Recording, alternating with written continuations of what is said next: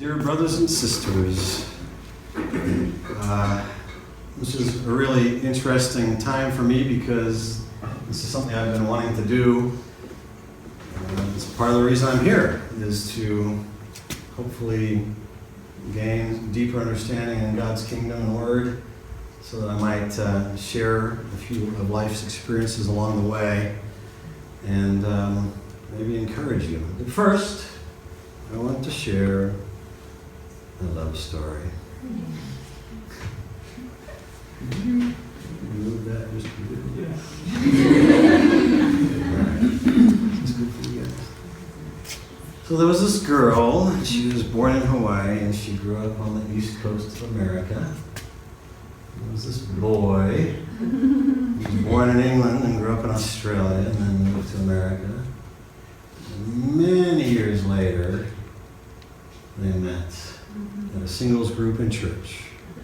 1996. There's a guy with hair you might sort of recognize. There's a pretty little girl stalking him right next. And there they are again. And by the way, is this the laser? Oh yes, beeper. Yeah, so we met in church and we liked each other and we hung out. And one Saturday morning she calls me and says, "Hey," 7 a.m. by the way, "I have to drive 2 hours across Florida to visit my grandma in the hospital. Would you like to join me?" Girl calling a guy, of course, yeah, potential girlfriend here, right? And so we had an amazing time. I met her grandfather and her uncle. And then I waited a week and a half to call her to ask her out for dinner. And she informed me that Ed and her started dating. Mm-hmm. Well, where was Ed at 7 a.m. 2 Saturdays ago?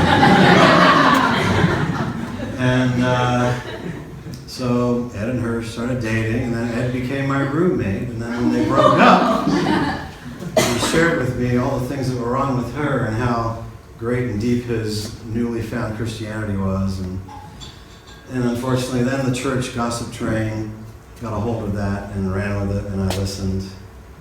And she was overly emotional.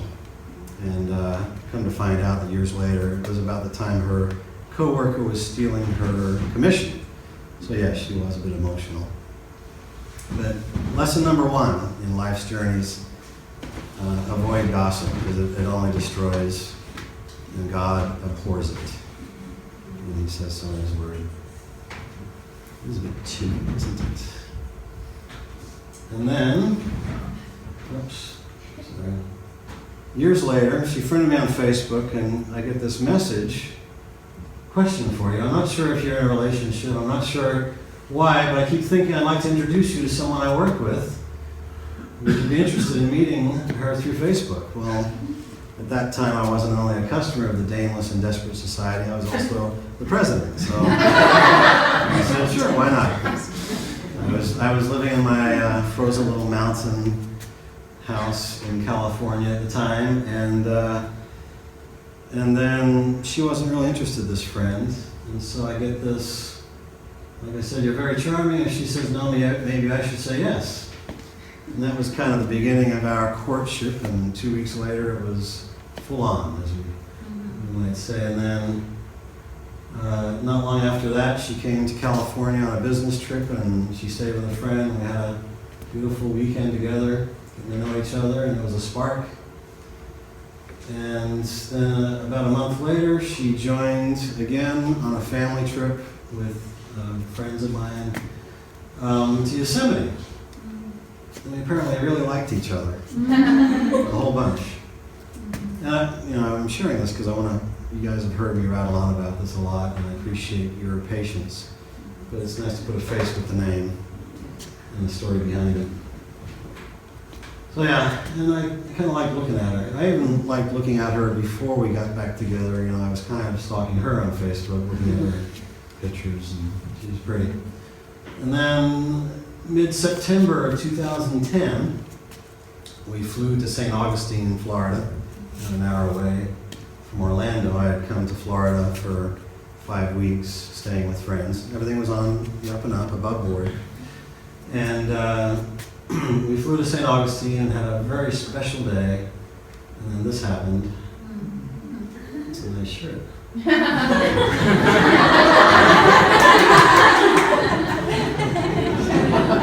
And you probably know she said yes. Because, well, and she got a beautiful ring out of it. It was amazing. God just blessed us every step of the way. This ring fell out of a bag at the jeweler's, and he said, yeah, this is from 1880s.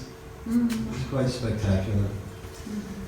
And then, about a month before we got married, we started on our first India mission trip. She had already been on 5 at this point. So we started having some amazing experiences together, and then that happened. And we got married, and it was an amazing day. And we started the tradition of carrying her across the threshold. And then I drug her, this Orlando, Florida, used to the hot weather gal, to a frozen mountaintop in California.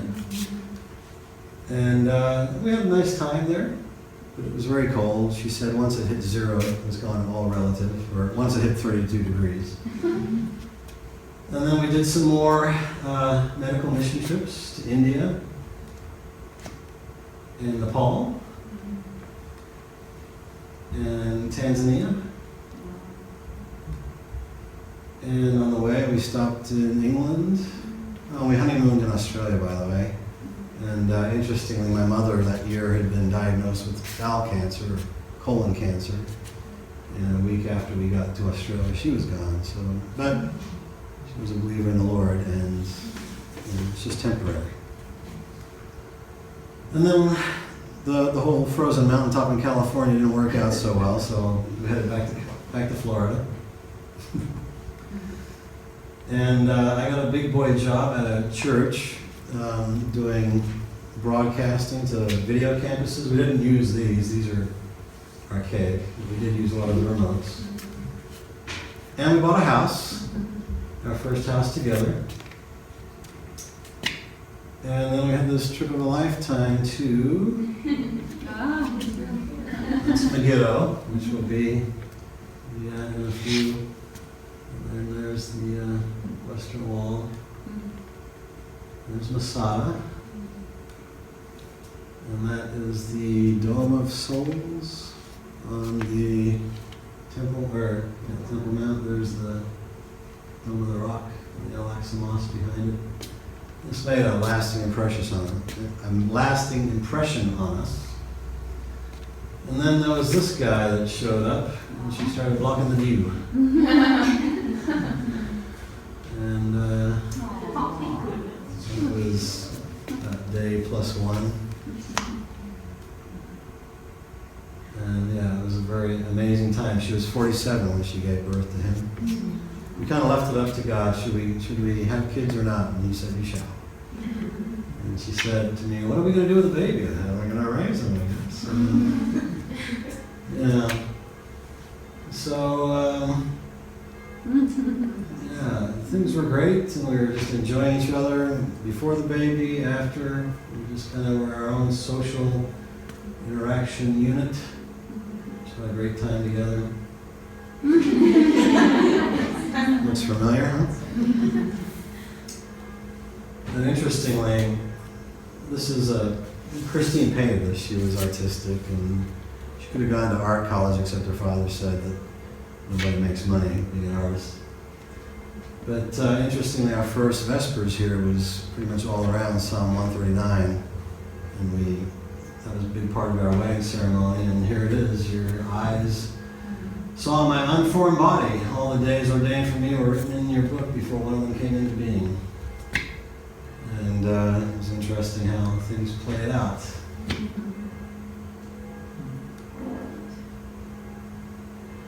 It was his first Christmas.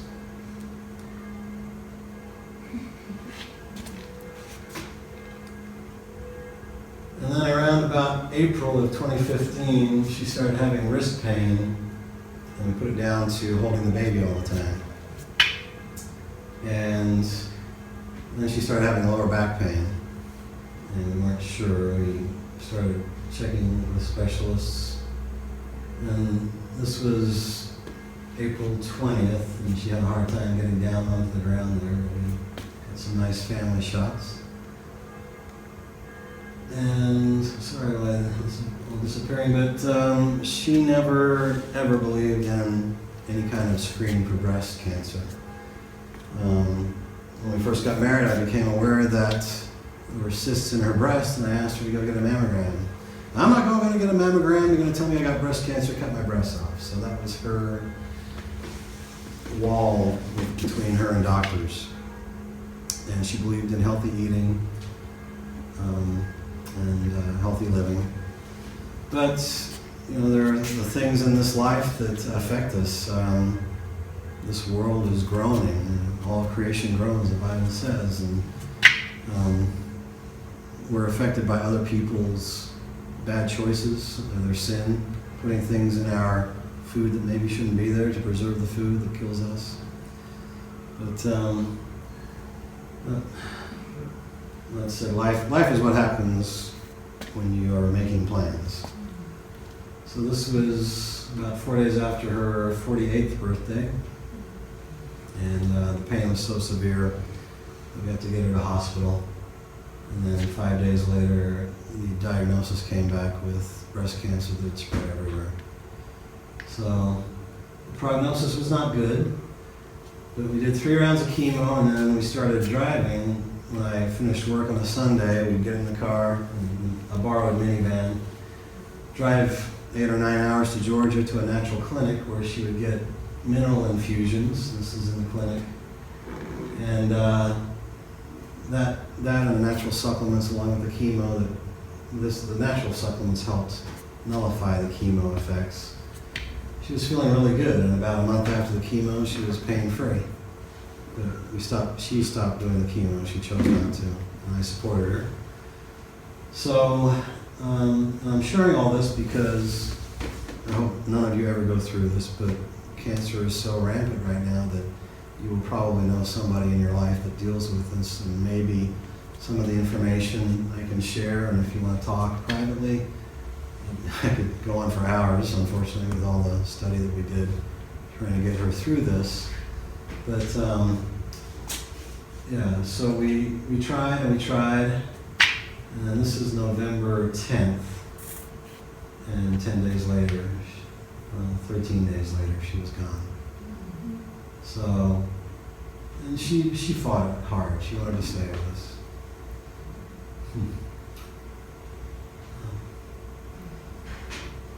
He was 16 months old when she passed. And so, she said often, we're not promised tomorrow, and we didn't really think that her tomorrow would be so quick. We were married 4 years, 11 months, and 20 days. Her memorial service was the day after our 5th wedding anniversary. But you know what? We are not promised tomorrow, and we had our service on that time because it worked out time-wise, but you know, everybody that spoke shared the gospel, and that's the biggest thing. It was a celebration of life. It wasn't a funeral, because funerals are no fun, even though it says fun. But yeah, as Christians, we can celebrate that she is having the best time ever. She was allergic to tomatoes on this planet, and now she's probably bathing in tomatoes. And there is joy in the Lord, and we should rejoice in the good times and the bad, because they both come. We're very fortunate if we get through life without trouble. So yeah, there it is. One more time. All the days written in his book. All the days for each of us were written in his book. So some lessons learned, some thoughts I can share with you guys. This has been an interesting verse because Jesus said, in this life you will have tribulation.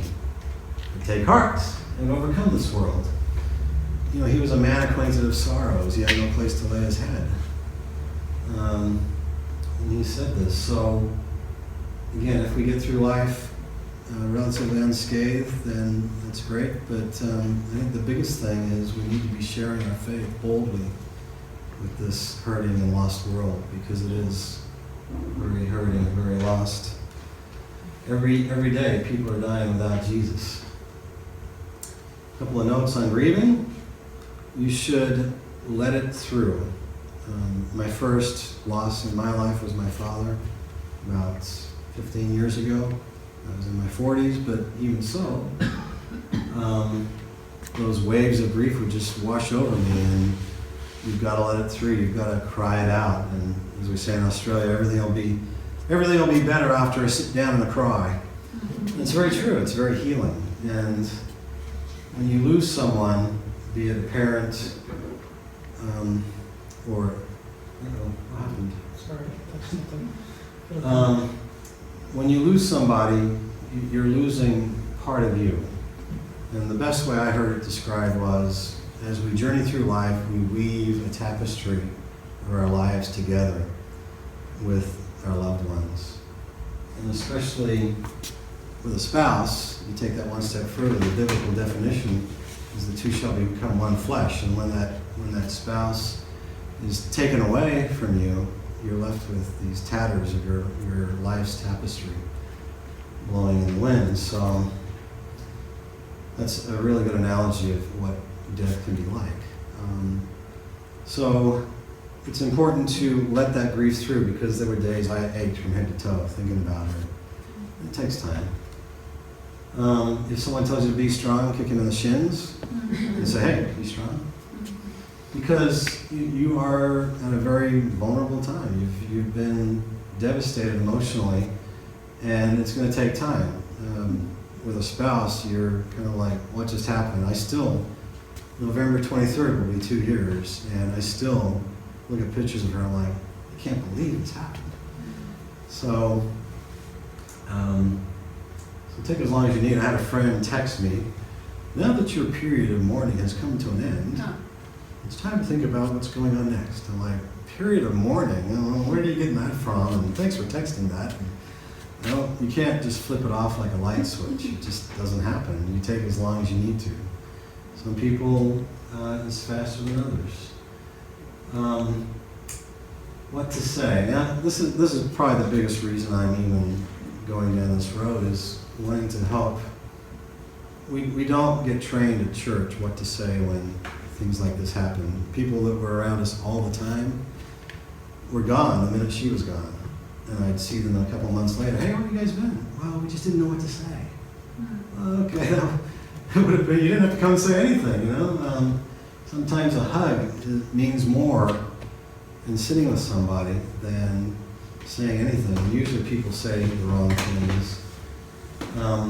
At the little get-together after her celebration of life service, the friend that was hosting it, he was busy working, and he encountered somebody that was a member of the family. He just kind of blurted out, sorry about your loss, and kept going about his work.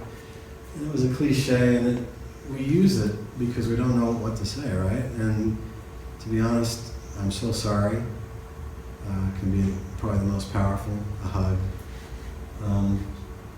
And a hug without anything said is probably just as strong. And then sitting with a person and letting them speak to you.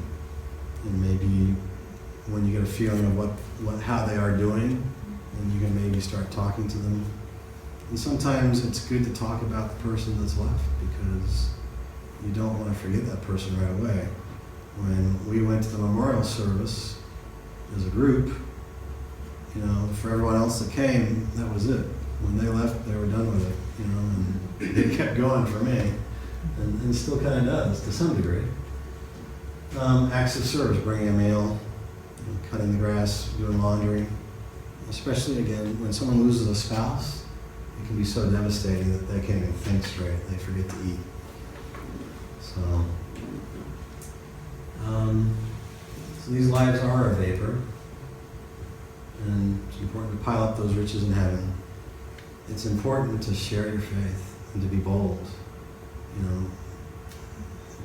It's okay to offend somebody. People are going to be offended regardless, because they're looking for something to be offended about. But if you can plant a seed in the soil, it will grow. It's the biggest thing. So, yeah, so that's her and the boy, Shadow. So I was very blessed. And my cup doth runneth over. Regardless, I mean, the positives that came out of this. We often said, with all that travel, with all the experiences we had, we lived more in 4.9 years than most people do in 49 years. Oh gosh, I'm skipping. When we did get married, 14 years after we met, and both of us had remained pure, which is pretty amazing in your 40s. Not really, but can be done. And we had never married or had kids in that time, obviously, based on my previous comment. It was like two 20-year-olds getting together, and God really blessed that. And the first 2 years was like a honeymoon because I was working freelance production. And we were together 95% of the time. So kind of looking back, when most people get married, they see each other nights and weekends because they're working. We were together all the time. I think we made up for the 14 years we could have had. So it's kind of a nice way to look at it. And then she left behind that crazy little bundle of energy that, by the way, occasionally on command, and not always, will tell you that Jesus died on the cross, paid for our sins, rose again. It's pretty awesome at 3 years old. And it's just, she prayed over him before he was even born and after he was born, that his little feet would carry him around the world, sharing the gospel. So I guess we kind of run our way. That old cliche, better to have loved and lost than never to have loved at all, it's kind of true. Because looking back, if we never had got together, I would probably still be sitting on that frozen mountaintop, longing for someone to love. And yeah, we loved a lifetime in 4.9 years. And time does heal. It doesn't go away, but it does heal. And then what if we had never married? I think about that too. She would have had cancer, and she wouldn't have had those trips to Georgia for 8 weeks in a row. That helped her a lot and helped her feel a lot better. And she probably would have been in a hospital or a hospice, just kind of going downhill. So we had a really good time. And you saw her 13 days before she passed. She was still doing fairly well. So, those are all big things. I'll share this, but we did a lot of natural treatments, and coffee enemas can bring a whole new level of intimacy to your marriage. So yeah, this is a picture she took on our trip back to Florida.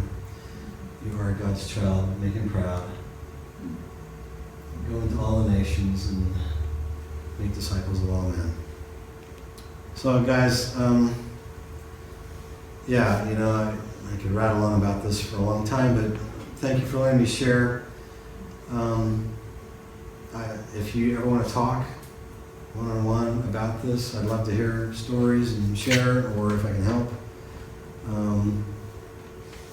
But again, like I said, people are dying every day without Jesus. And we really need to be bold. And one of the things going through this experience, all the verses that talk about you'll redeem my life from the pit and heal me from deadly diseases, perhaps those are maybe relating to eternal life rather than here and now, because these lives are a vapor. I don't know, that's a theological question. Oh, by the way, a friend said to me, you kind of got a doctorate in life, so I don't know, would any of that transfer for credit? But yeah, so anyway, thank you guys.